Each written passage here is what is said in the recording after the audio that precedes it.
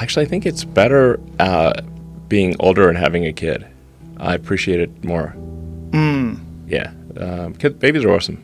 They are pretty awesome. They're awesome. Yeah. I mean, also, I've spent a lot of time on AI and neural nets, and so you can sort of see the kind of the brain develop, which is, what an AI neural net is trying to simulate what a brain does, basically, and you can sort of see it learning very quickly. I think possessions kind of weigh you down. They're kind of an attack vector. People say, "Hey, billionaire, you got all this stuff." Like, well, now I don't have stuff. Now what are you going to do? Attack vector meaning like people target it. Yeah. Interesting. Yeah. Like I have a bunch of houses, but I don't spend a lot of time in most of them, and that doesn't seem like a good use of assets. Like somebody could probably be enjoying those houses and get better use of them than me. I started having like some privacy issues where like people would, like lots of people just like come to my house and start climbing over the walls and stuff. So like, man, for sure in recent years, billionaire has become a pejorative. Like it's a pejorative. So it's like that's a bad thing. Which I think doesn't make a lot of sense in most cases. If you basically organized a company, how does this wealth arise? It's if you organize people in a better way to produce products and services that are better than what existed before, and you have some ownership in that company, then that essentially gives you the right to allocate more capital. So there's a conflation of consumption and capital allocation. I do think in the United States especially, there's an overallocation of talent in finance and law. Basically, too many smart people go into finance and law. So this is both a compliment and a criticism. We should have, I think, fewer people doing law and fewer people doing finance and more people making stuff. And manufacturing used to be highly valued in the United States, and these days it's not. It's often looked down upon, which I think is wrong. Does it really make sense for me to spend time designing and building a house, and I'd be real, get OCD on the little details and the design, or should I be allocating that time to getting us to Mars? I should probably do the latter. So, what's more important, Mars or a house? I like Mars. Okay, that it could, in principle, fix almost anything that is wrong with the brain, and it could restore limb functionality. So if you've got interface into the motor cortex and then an implant that's that's like a microcontroller in your muscle groups, you could then create a neural shunt that restores somebody who's a quadriplegic to full functionality. Like they can walk around, be normal. Whoa. We're already partly a cyborg or an AI symbiote, essentially. It's just that the data rate to the electronics is slow, especially output. Like you're just going with your thumbs. What's your data rate? Maybe optimistically 100 bits per second. That's being generous. And now the computer can communicate at 100 terabits. I mean, ultimately, if you want to go with full AI symbiosis, you'll probably want to do something like that. I'm not sure what would happen to language, but you could probably, in a situation like this, that you would be able to it would be kind of like the Matrix. You want to speak a different language, no problem. Right. Just wire it, or just download the program.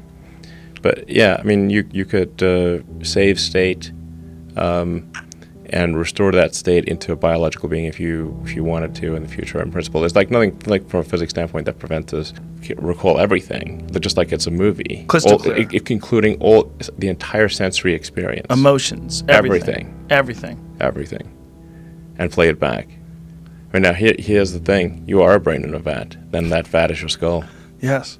And everything you see, feel, hear, everything, all your senses are electrical signals. Everything.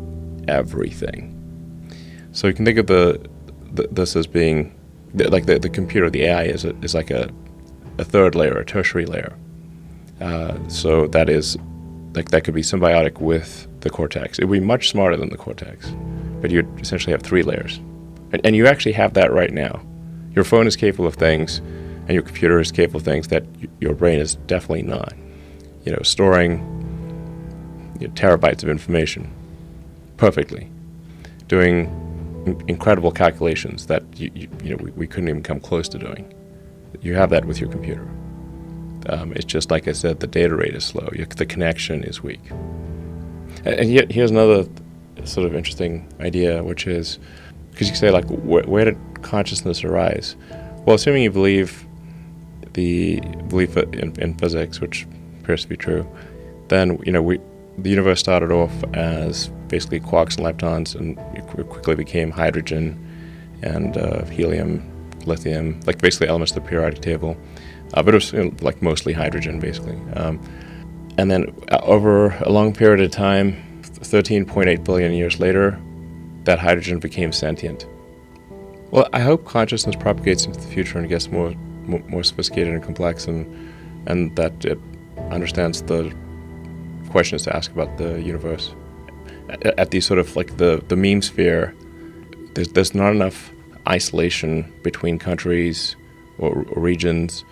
It's like if there's a mind virus, that mind virus can infect too much of the world.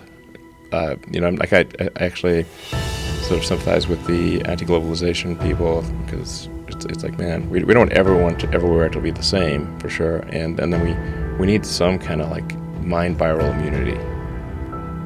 What are we going to be? Like when? 25 years from now, what are we going to be? Well, assuming civilization is still around. It's looking fragile right now.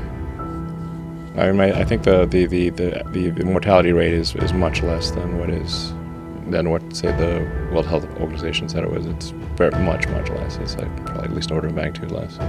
You can look at the mortality statistics, by age and whether they have comorbidities. Like, do they have like basically existing conditions? If you're below 60 and have no serious health issues, the probability of death is extremely low. It's not 0, but it's extremely low. Most of the hospitals in the United States right now are half empty. In some cases, they're at 30% capacity. Objectively, the mortality is much lower. Like at least a factor of 10, maybe a factor of 50 lower than initially thought. So let's clear up the data. There will be some amount of silver lining here, no matter what.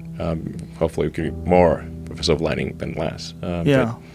It's like kind of like a practice run for something that had a potential that might in the future have a serious, like a really high mortality rate. And we kind of got to go through this without it being something that kills, vast numbers of young, healthy people. Yeah. In general, I think that's like we should be concerned about anything that's a massive infringement on our civil liberties. Yes. So it's like you got to put a lot of weight on that. A lot of people died to, win independence for the country and fight for the democracy that we have, and we should treasure that and not give up our liberties too easily. I think I think we probably did that, actually. Fundamentally, a violation of the Constitution. Yes. Freedom of assembly, and these would definitely not stand up. If the Supreme Court here, it's obviously a complete violation of rights. Yeah. Yeah. Where do civil liberties fit in this picture? Yeah. And what can the government make you do? What can they make you not do? And what's okay? Right. Yeah, you can't take it personally. A lot of these people don't actually know you. Yeah. It's just like, it's like if you're fighting a war, and there's like some opposing soldier that shoots at you. It's not like they hate you. They don't even know you. Right. Yeah. Yeah. So just think of it like that. Like they're firing bullets, whatever. But they don't know you, so don't take it personally. What do you think's the best source of just like information out there? That's a good question. Let's say you're just like average citizen trying to just get the facts, figure out what's going on, how to live your life, and just looking for what's going on in the world. That it's hard to find something that isn't that's good. Yeah. You know, not trying to push some partisan angle, not trying to not sort of doing sloppy reporting and just aiming for the most number of clicks and trying to maximize ad dollars and that kind of thing. Yeah. You're just trying to figure out what's going on. It's like I'm hard pressed to. Where do you go? Yeah, I think like maybe just trying to find individual reporters that you think are good and Yes. kind of following them as opposed to the publication.